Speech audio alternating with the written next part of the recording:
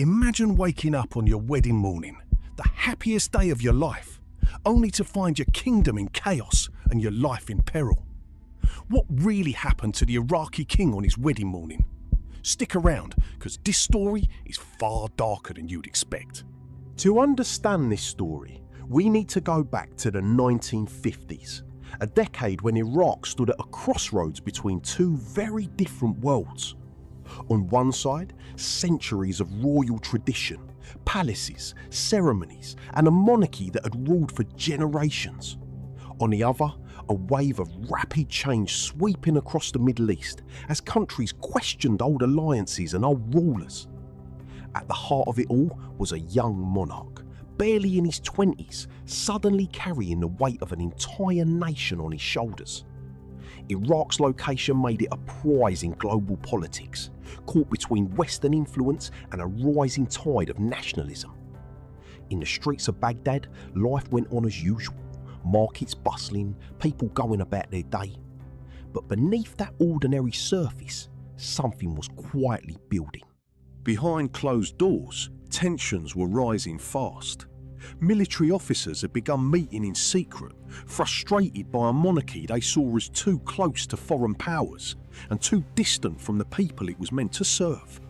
On the streets, protests grew louder and more frequent, voices demanding change, demanding a different future for Iraq. Newspapers hinted at growing unrest, printing warnings that something was shifting beneath the surface of the kingdom. Inside the palace's council rooms, advisors gathered, discussing the mood of the country, some worried, others dismissing it as nothing new.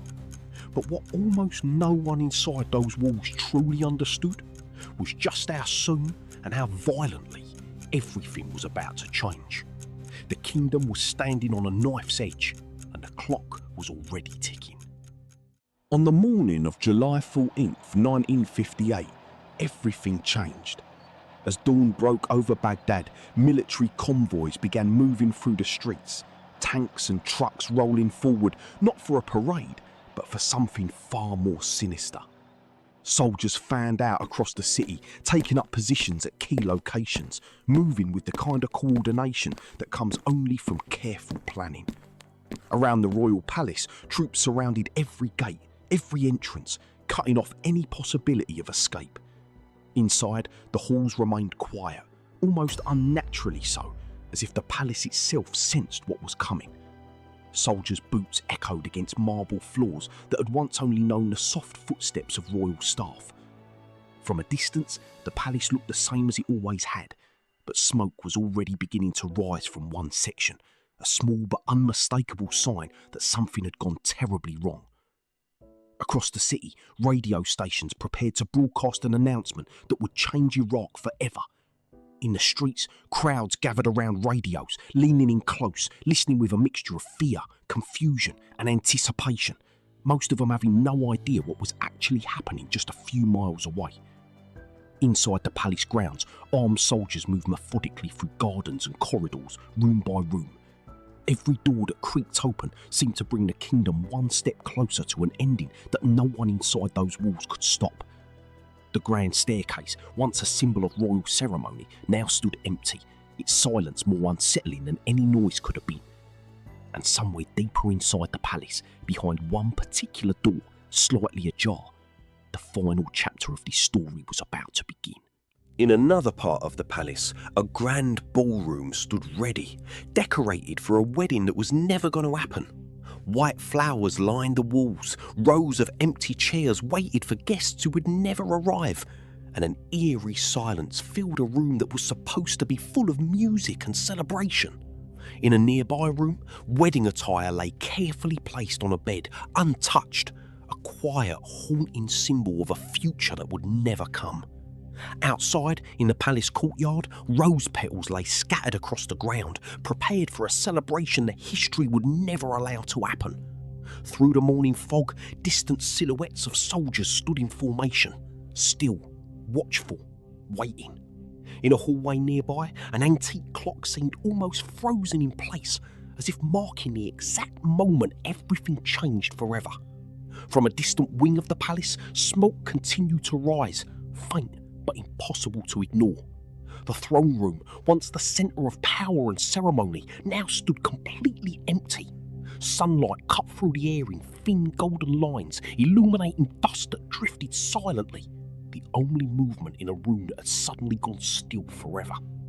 In another room, papers lay scattered across the floor, a chair overturned, small details hinting at the chaos that had just taken place. Outside the palace gates, crowds had begun to gather, standing in stunned, heavy silence, sensing that something enormous had just occurred. And then, slowly, above the palace, the Iraqi flag was lowered to half-mast, a quiet, devastating signal to the entire world that an era. Within hours, news of the events in Baghdad spread across the entire globe. Newspapers from every corner of the world printed headlines about Iraq, journalists scrambling to make sense of what had just happened in a kingdom that had stood for decades. The monarchy that had ruled for generations was gone, and with it, an entire era of history came to a close. In the streets of Baghdad, crowds gathered, flags were raised, and a new chapter began to unfold for the country, one that would shape the Middle East for decades to come. The palace that once symbolised royal power and tradition would never serve that purpose again. Today, if you walk through the streets of Baghdad, you can still find traces of that history. Old buildings that witnessed everything, standing quietly as reminders of a single morning that changed the course of an entire nation forever.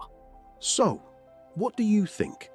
Could this tragedy have been prevented, or was it simply inevitable? Let me know your thoughts down in the comments below. And if stories like this fascinate you, make sure to subscribe, because this channel is just getting started and there are many more untold stories from history still to come.